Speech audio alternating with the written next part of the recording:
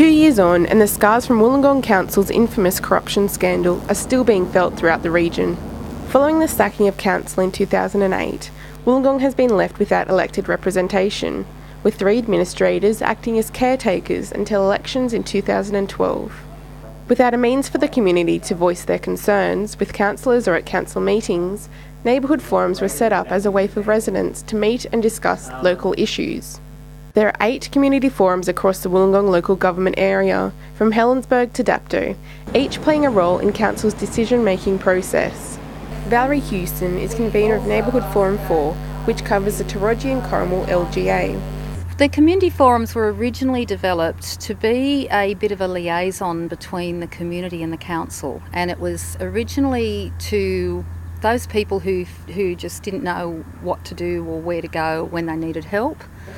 She has been convener of Forum 4 for the past 2 years, but also held the position when the neighbourly committees were set up 16 years ago, which were later disbanded by councillors. During her time as convener, Valerie has watched the role of neighbourhood forums grow. So our forums were set up to be a bit of a go-between and to deal with the more minor issues, which used to be potholes and street signs that are knocked over and sort of all the basic things. But then it developed much more than that, and it became a tool for empowering people when dealing with developers. Valerie believes it was this strength that ultimately resulted in neighbourhood forums originally being dissolved. We always believed that it was because we taught people how to be powerful that our committees were dissolved in the end. The councillors didn't like how much we learnt. It didn't take long for the forum to regroup, this time independent from council. After council disbanded the committees, probably about 8 or 10 months later, I had a number of people in the community coming to me and saying, look, we really want this to keep going. So we funded it ourselves, and after we'd been operating for about a year, council then re-established the forums. So we resisted joining the forums to start with because we said if the councillors get back in, they can disband them again, and we didn't want that instability for people. We have our own constitution and council's aware of that and happy to work with us. So. The new administration changing the picture for forums. It's changed it completely because where we used to be able to lobby the councillors, we used to be able to go and talk to them on behalf of people. It's a lot more difficult to deal with administrators. We have regular meetings with the administrators about every 3 months. The conveners all get together with the administrators, but it's a very limited time and there's always a lot of issues, and it's amazing across the whole city how the problems are very similar, no matter where you are. Felix Brunberg, convener of Forum 5, also chaired the Wollongong Committee in its former life. Felix also believes the forums are not properly serviced by the council.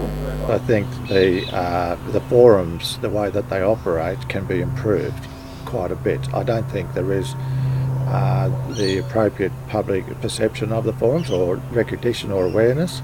The old neighbourhood committees before, they were in fact serviced better by the council than the current forums. Secondly, these forums that have been created by the current council cover far too wide an area. The old neighbourhood committees covered a smaller area, and there was more of a neighbourhood attachment and feeling to those forums. A recent Forum 5 meeting drew a solid crowd, with one contentious issue up for discussion. RTA representatives were on hand to discuss the Princes Hwy Figtree intersection upgrade. The $15 million project, to be delivered over the next 2 years, aims to improve the traffic flows throughout the notoriously busy shopping precinct, which sees around 30,000 traffic movements per day. Locals are concerned the RTA has not looked at all options when considering the plan. You've got no lane that's dedicated straight ahead, and that's the problem. From the forum's point of view, there seems to be some issues, some concerns, problems with that plan. I regard the RTA approach to the upgrade as very arrogant in that they've given us a final design. They haven't consulted properly with the community. Council has advised that they haven't consulted with the council at all, and it's no surprise that when you look at the final plan, the RTA has ignored the council's attempts to connect the centre with cycleways, and it becomes obvious that the RTA has ignored pedestrians. The upcoming state elections will prove interesting times for the neighbourhood forums.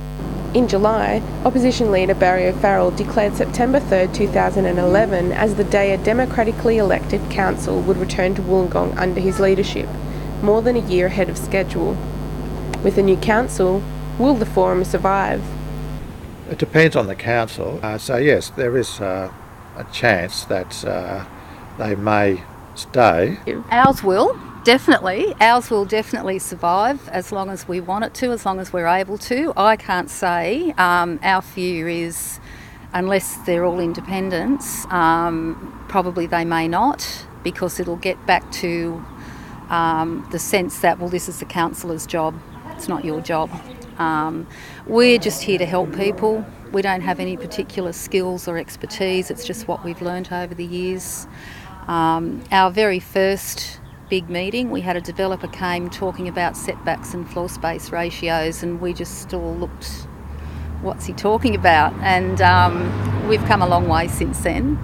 We know when a development application goes in, we know what to look for, we know the types of things they hide, so it's a great feeling to empower people. Emma Dunn, UOWTV.